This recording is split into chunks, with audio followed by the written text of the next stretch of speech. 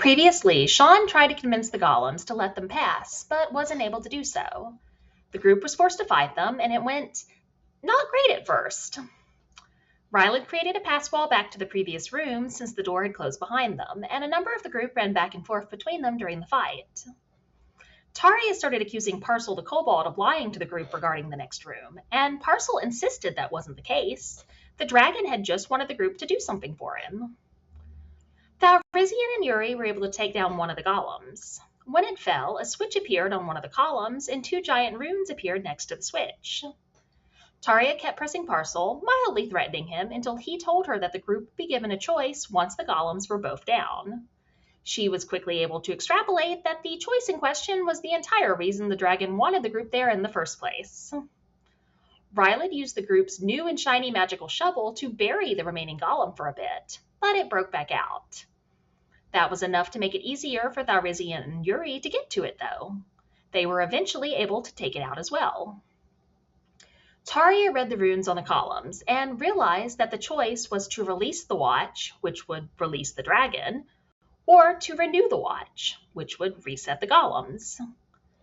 The question was which one to choose. Yuri felt the coin in his pocket grow warm, and he pulled it out. He heard the sovereign's voice in his head telling him that the group would be greatly rewarded if they released the watch.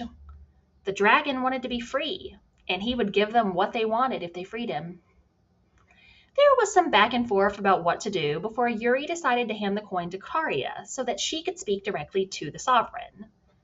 As he handed it over, the coin fell from his hand and landed on the floor.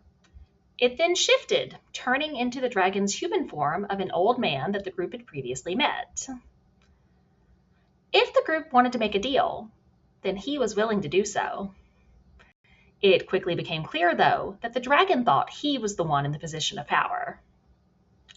Ryland used Encode Thoughts to show the sovereign the time that he'd looked into the future and saw the various futures ahead of the group. There were only a few where all of them survived, and the group was offering him the chance at one of those worlds becoming his future. If he was willing to work with them, then they would work with him.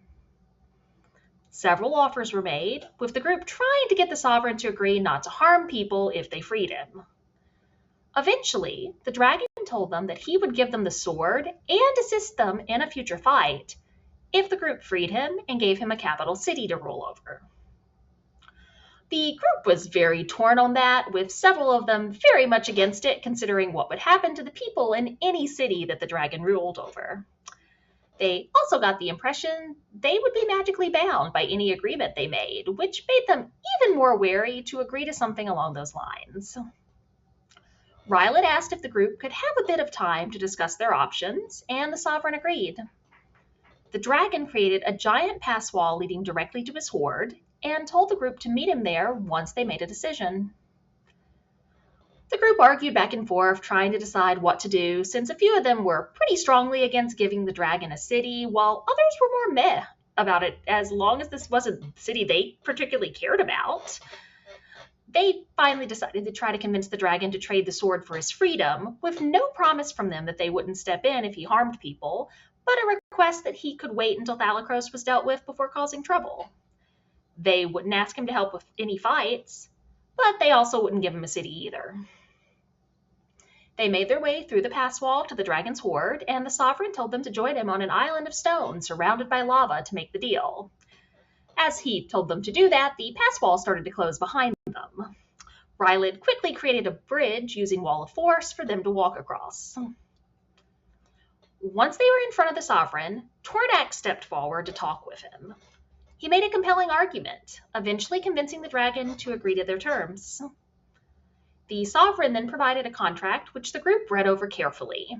Several of them noticed some wording in the contract that could easily be used against them, and the dragon seemed more amused than upset that they'd caught him at his tricks.